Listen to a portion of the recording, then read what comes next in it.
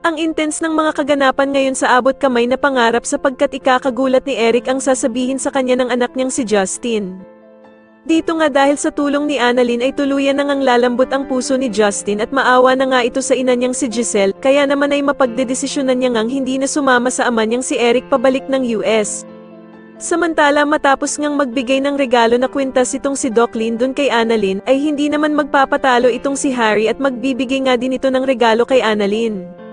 Matapos nga ang naging performance nila Annalyn at Justin, ay masusupresa itong si Annalyn dahil nga sa gagawing surprise message ni Harry habang nakasuot ito ng Santa Claus.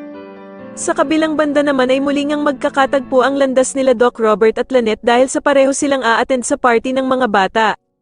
Manghihinayang naman itong si Doc Robert dahil sa hindi nga daw makikita ng ama niyang si Don Pepe ang kanyang mga apo, na sila Annalyn at Justin na magkasamang gumawa ng party. Pero ko-comfort naman siya ni Lynette at sasabihing may pag-asa pa naman daw na makita ni Don Pepe ang kanyang mga apo dahil sa buhay pa naman daw ito. Subalit mukhang nawawala na nga ng pag-asa itong si Doc Robert at sasagutin niya nga si Lynette na kung paano nga daw kung hindi na daw tuluyang magising ang ama niyang si Don Pepe. Samantala ay ikakabigla naman ni Justin ang pagdating ng ina niyang si Giselle sa party at magagalit pa nga siya kay Annalyn dahil sa kung siya ba daw ang nagpapunta dito. Sasagutin naman siya ni Annalyn na gusto lang naman daw sana niyang magkausap silang dalawang mag-ina.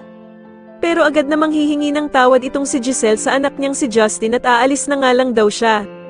At dito nga habang papaalis si Giselle ay agad naman siyang pipigilan ni Justin at mukhang lalambot na nga ng tuluyan ang puso nito. Sa tingin niyo dito na nga kaya tuluyang magkaayos ang mag-inang sila Giselle at Justin, mas lalo na nga talagang nagiging exciting ang mga susunod na kaganapan kaya naman ay mas lalo pa nating abangan ang mas lalong gumigandang abot kamay na pangarap. Maraming salamat po sa inyong panonood at sana po ay masubscribe niyo ako. Maraming salamat po.